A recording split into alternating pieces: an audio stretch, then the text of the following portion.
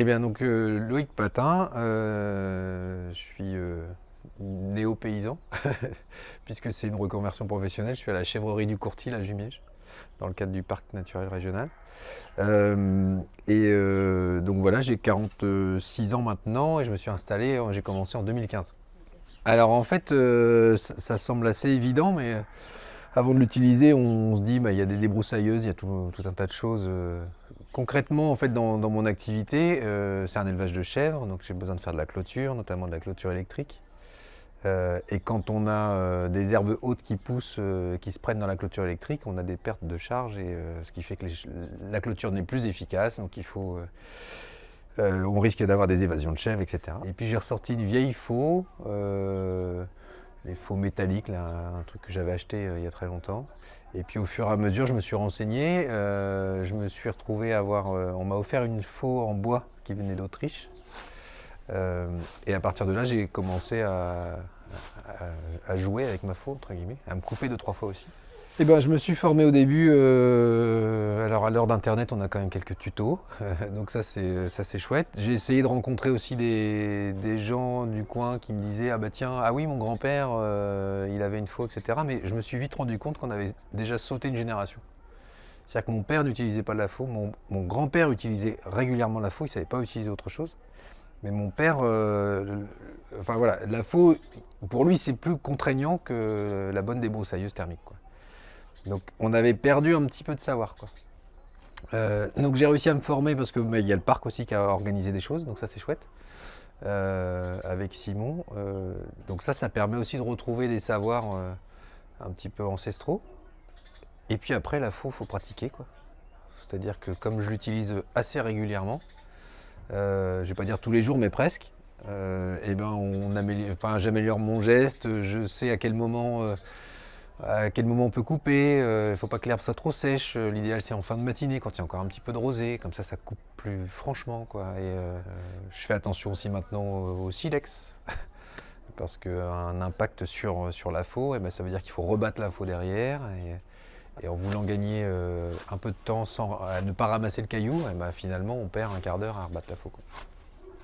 Et ben, je ne sais pas s'il y a de bons gestes. En tout cas, faut se sentir bien, quoi. C'est-à-dire que c'est un travail physique, manuel, donc il faut être, voilà, faut être zen.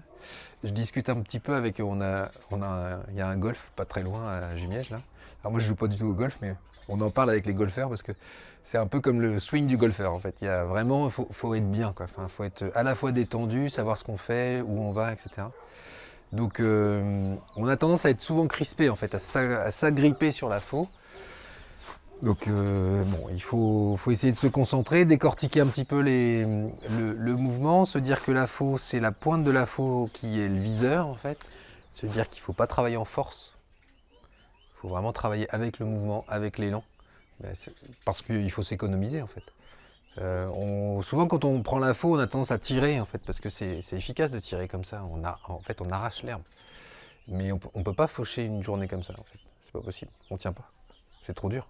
Donc il faut vraiment avoir un mouvement très... Alors il y a à la fois ce mouvement rotatif là, et puis il y a à la fois le petit pas de danse en fait. Parce que quand on est sur une parcelle, on s'aperçoit que eh ben, on avance au fur et à mesure et on fait comme un petit pas de danse, quoi. Et c'est vrai qu'en le vivant, moi j'ai revu en fait mon grand-père faucher, quoi. Mais alors que j'avais moins de 10 ans, quoi. Enfin, j'étais vraiment tout petit, quoi. Ça, c'est assez rigolo de voir que naturellement, on retrouve, si on écoute un petit peu son outil, son corps aussi, bah, on retrouve le geste en fait. Alors, moi j'utilise la faux en complément, c'est-à-dire que on ne va pas faucher.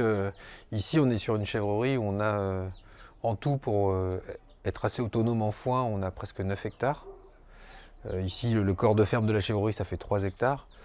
Mais quand on a besoin de faucher, on fauche au tracteur. Enfin, après, c'est une petite faucheuse hein, qui fait 1,65 m. Mais, donc les grandes parcelles, on va les faire comme ça. Et quand ça m'arrive de récupérer du foin parce que des gens me disent bah, tiens, tu peux aller faucher dans mon champ.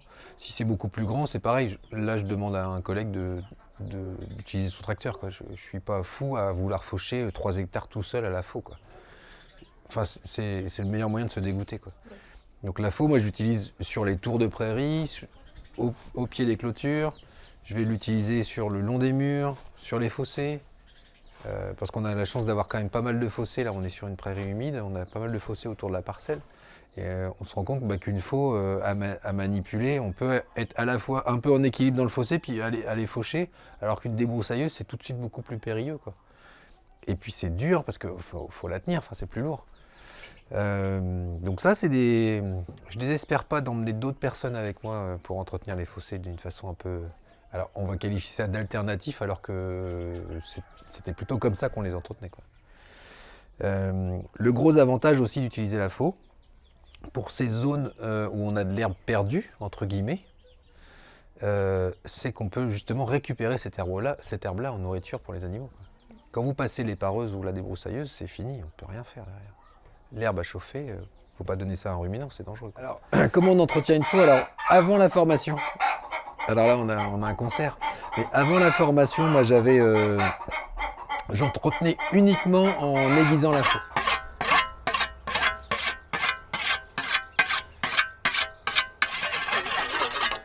Et en faisant la formation, je me suis rendu compte, ce qui est hyper logique, mais quand on aiguise, on retire de la matière, en fait. Donc ça veut dire que si je continue comme ça pendant 5 ans, je vais me retrouver avec une faux toute fine, complètement usée prématurément. Je commence à battre la faux, comme Simon nous a montré. C'est pas évident. Et puis, encore une fois, ça demande du temps. Il faut démonter l'outil et c'est plus facile d'aiguiser, en fait. De se dire, allez, j'aiguise, mais il faut raisonner autrement. Il faut raisonner durabilité de l'outil, en fait. Donc, je suis un adepte de la sobriété, en fait. Donc, il faut vraiment... ça veut dire que battre une faux, c'est prendre le temps de tirer le métal pour l'amener sur la pointe, l'affiner. Et donc ça, c'est vraiment... ça demande du temps, mais on préserve l'outil, quoi, en fait. Ouais, alors là, moi, je trouve vraiment que c'est plus confortable. Il n'y a pas de nuisance. Enfin, il y a 2 impacts, en fait. Il y a l'impact sur l'utilisateur. Une débroussailleuse, enfin moi j'étouffe dans une débroussailleuse. On est harnaché, on a plein de protections partout, ce qui est bien pour se protéger, mais c'est bruyant, ça sent l'essence, etc. Alors, et puis si on prend un peu de recul par rapport à tout ça, c'est utiliser de l'énergie fossile pour détruire de l'herbe, parce que là on détruit de l'herbe, alors qu'elle pourrait simplement être donnée aux animaux, quoi. Et puis après, je trouve qu'en confort de travail, eh ben, une faux, on peut entendre, là on entend les poules à côté, etc.